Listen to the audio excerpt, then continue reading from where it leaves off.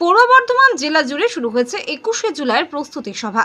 আর এই 21শে জুলাইয়ের সমর্থনে তৃণমূল কংগ্রেসের পক্ষ থেকে দিকে দিকে শুরু হয়েছে মিছিল মিটিং। এই মিছিল মিটিংয়ে কে আগে থাকবে সেই নিয়ে চলছে প্রতিযোগিতা।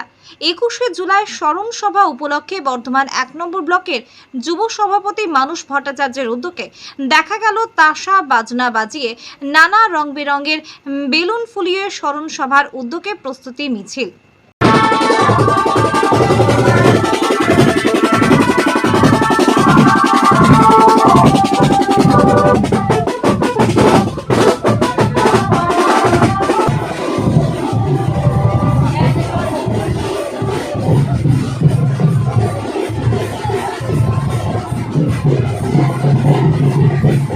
যা কোনোভাবেই মেনে নিতে পারেনি তৃণমূলের জেলা সভাপতি রবীন্দ্রনাথ চট্টোপাধ্যায়। এই বিষয়ে জেলা সভাপতি রবীন্দ্রনাথ চট্টোপাধ্যায় বলেন, আমি জানি না কারা এই ধরনের কাজ করেছে, তবে যারা করেছে ঠিক করেনি, ভালো করতে গিয়ে খারাপ করেছে।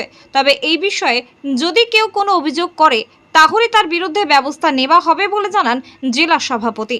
জানি না কারা করেছে, যদি করে থাকে ঠিক করেনি, আমরা পারমিশন দিইনি। তারা করেছে ভালো করতে গিয়ে খারাপ করেছে। আপনারা তো অভিযোগ জানায়নি, অভিযোগ জানালে আমরা বলবো, আর কোনো অবস্থাতেই যারা এই কাজ করবে তাদেরকে বিরত থাকার জন্য বলবো। অন্যদিকে 21শে জুলাই সমর্থনে বর্ধমান জেলা যুব কংগ্রেস উদ্যোগে আয়োজন করা হয় একটি প্রস্তুতি সভা। যুব কংগ্রেস প্রস্তুতি সভায় বক্তব্য রাখতে গিয়ে বর্ধমান পৌরসভার প্রাক্তন পৌর প্রশাসক প্রণব চ্যাটার্জির মুখেও শোনা গেল জেলার নেতাদের বিরুদ্ধে এক রাশক্ষোভ। তিনি বলেন, আগামী ভবিষ্যৎ 26 সাল আমাদের এগিয়ে নিয়ে যেতে হবে। 26-এ তৃণমূলকে প্রতিষ্ঠা করার সাথে সাথে বর্ধমানে বেকার যুবকরা যাতে কাজ পায় তার রচনা এখনই করতে হবে। আমাদের দৃঢ় ভাগ্য বর্ধমানে যারা মাটি চেনেরা তারা এসে ক্ষমতা পেয়েছে, তার ফল হয়েছে পাড়ায় পাড়ায় অসংখ্য বেকার, এদিকে ওদিকে তোলাবাজিতে ভরে গেছে। এই শহরের কোথাও কোনো উন্নয়ন নেই বলেই বলেন প্রণব বাবু। এই শহরের উন্নয়ন কোথায় লেখা আছে? উন্নয়ন বলতে শুধু দুটো চারদিকে ড্রেন করে দিলাম তা না। উন্নয়ন মানে বেকার যুবকদের চাকরি।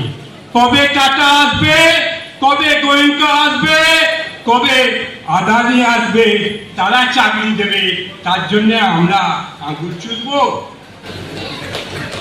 আমাদের বেকার যুবকদের তাদের নিজের পায়ে দাঁড়াবার জন্য পরিকল্পনা কোথায়? সেই পরিকল্পনা কারা করবে? করবে তো রাজনৈতিক দল। আমরা যারা শাসক দল, তা আমাদের দলের এসব আলোচনা আছে না? আলোচনা কি? ওই বাড়িটা হচ্ছে এক ফার্স্ট ফ্লোর হয়ে যাওয়ার সাথে সাথে কিন্তু আমার টাকাটা যেন পৌঁছে, আমার টাকাটা যেন পৌঁছে যায়। এই অবস্থায় আমরা যতই তৃণমূল জিন্দাবাদ বলে এই 28টা ওয়ার্ডের লোকেরা বলবে, না বাবা, এদের আমরা ভোট দিতে পারি, দেবো না, দিচ্ছেও না।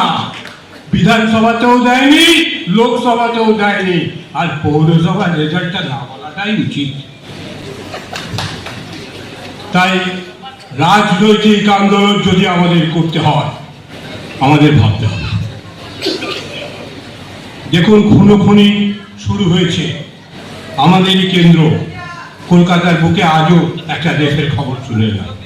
কেন হচ্ছে জিনিস? কিসের জন্য হচ্ছে? সিপিএম এর আমলে 1971 সালে এখানে পরপর খুন হয়েছে। এই জনসমর্থন তো দেখিয়ে দিয়েছে, খোকন দাস তো পৌরসভা চালায় না, পৌরসভার সঙ্গে যুক্ত।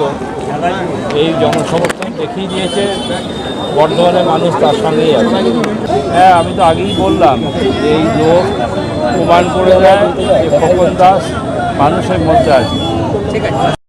আজ বর্ধমান দক্ষিণের বিধায়ক খোকন দাসের উদ্যোগে অনুষ্ঠিত হয় 21শে জুলাইয়ের প্রস্তুতি সভা।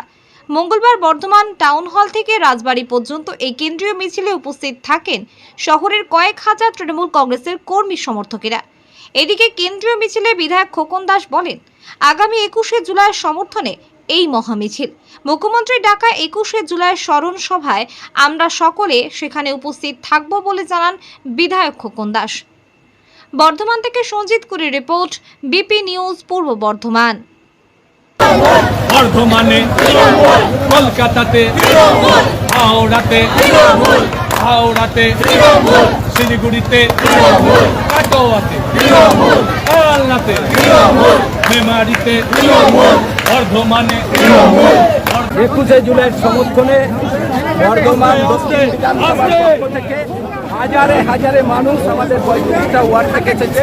আমাদের সমস্ত কাউন্সিলররা আছে, জেলার নেতৃত্বরা, আমাদের শহরের নেতৃত্বরা সবাই আছে। সবাই মিলে আমরা র্যালি করছি। আমাদের জেলার সভাপতি রবিবাবু এখানে উপস্থিত আছে।